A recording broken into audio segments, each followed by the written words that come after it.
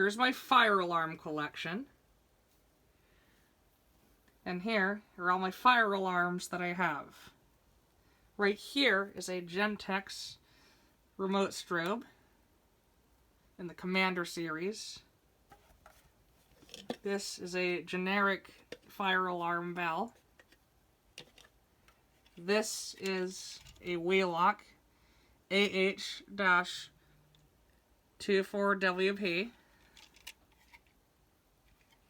This is the Edwards Integrity, but it doesn't have a strobe.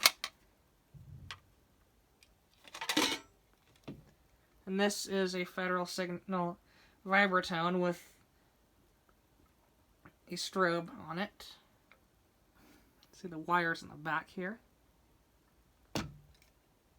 Here is fire alarm terminal cabinet. Here is a Firelight VG12 single action. Here is a Wheelock AHS-DL1.